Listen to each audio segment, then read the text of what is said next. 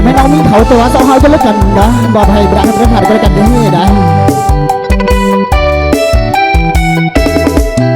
ผิดหวังไอ้บ่อยากฟันดอกน้องแก้วตาไอ้จากให้น้องว่าไอ้หักเจ้าตากว่าสีเวตาแผ่นดินแผ่นฟ้าอาทิตย์จันทราก็ยังบ่ลายมหาสมุทรหรือว่าทะเลทรายก็ยังบ่ลายเพราะไอ้หักน้องหน้าที่แยกงานบางคืนบางวันต้องหักน้องไปเวลามีให้น้องบ่ลายน้องจึงปันใจให้สายเงินจองน้องเลือกเขาแทนมอบตำแหน่งแฟนให้เขาครอบครองตำแหน่งอายกลายเป็นแฟนหลงเพราะอายหักน้องจำต้องยังทนหัวใจของอายเมื่อมีไฟเผาไหม้ทั้งดวงเมื่อนี้มีจิตลงกลางสวงแฟนอายสุดห่วงควงสายคนน้ำตาเปียกมอนบ่กินบ่นอนคิดน้ำหน้าบ่อนทั้งที่อายหักน้องมาดนวันนี้หน้ามนกลับมาเลือกเขา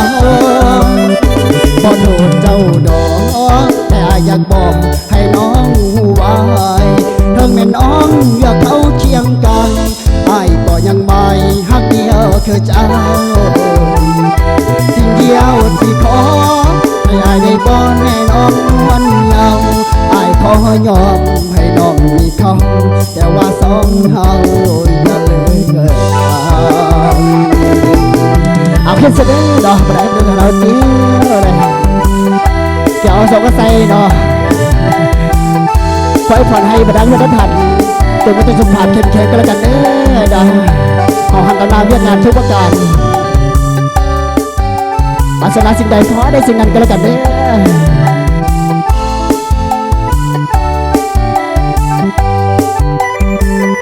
หัวใจของอายมันมีไฟเผาไหม้ทั้งดวงมันไม่มีจิตลงกลางสวงแฟนอายสุดห่วงควงสายคนน้ำตาเปียกมอนบ่กินบ่นอนขึ้นน้ำหน้ามนทั้งที่อายหักน้องมาดนวันนี้หน้ามนกลับมาเลือกเขาขอโทษเจ้าดอกแต่อายอยากบอกให้น้องไว้ทั้งแม่น้องมีเขาเคียงกาย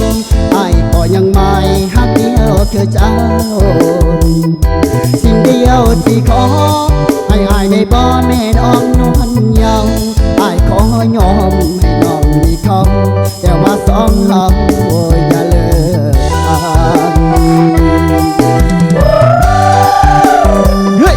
อาชอบพิเศษเนี่ยนะก็มอบให้บรรดาท่านประธานกันแล้วกันแม่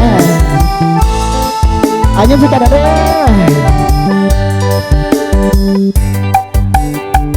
เอาบ้องตัวสามชากันแล้วกันนี่นะก่อนบุญเมืองมา